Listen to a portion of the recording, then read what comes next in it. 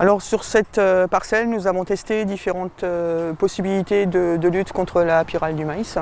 Dans le cadre du suivi de la pyrale, il est important de positionner le traitement au bon stade par rapport au vol de la pyrale. Et notamment sur 2020, on avait un vol particulièrement précoce. Les premiers adultes ont été capturés dès début juin et donc par la suite on a eu différentes captures. Et donc un début de vol très précoce, par contre après un pic de vol et une fin de vol où on était plutôt dans la moyenne. Donc le vol de la pyrale bien sûr est fortement tributaire des conditions météorologiques et donc ceci expliquant cela.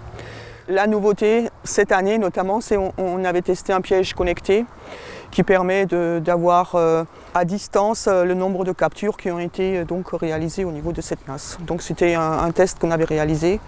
Une autre nouveauté, enfin pratiquement quelque chose qui est récent, qui est important, c'est historiquement la pyrale n'avait qu'une seule génération en Alsace. Depuis que la pyrale et le maïs existent en Alsace, on n'a qu'une seule génération.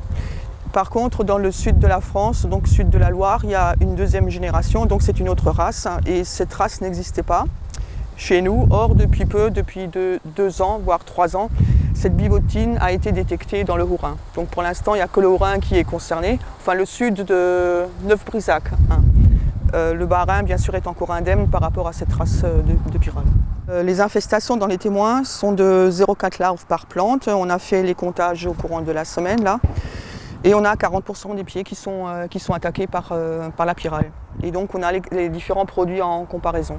Bien sûr, déjà en amont, ce qui est important, c'est les leviers agronomiques, c'est-à-dire les broyages dès la récolte des maïs pour essayer de les casser mécaniquement, les fameuses larves l'automne précédent.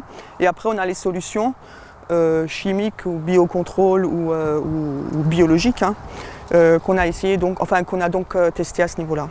Dans cet essai, il y a plusieurs modalités qui ont bien fonctionné. Il y a Coragen qui est un traitement de référence qui fonctionne bien. On a également testé une nouveauté IMA 150 qui fonctionne également très bien. D'autres produits sont plutôt en efficacité moyenne.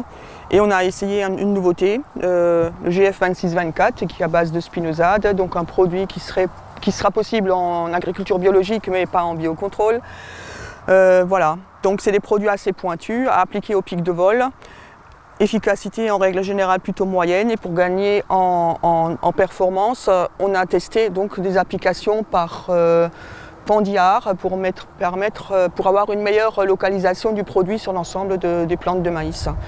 Donc on a 2 buses de part et d'autre à ce niveau-là, avec un espacement de 75 cm, et donc on a une bonne protection de pratiquement l'ensemble des plantes de maïs qui permettent donc une meilleure efficience du produit. Et on a effectivement constaté de meilleures performances à ce niveau-là.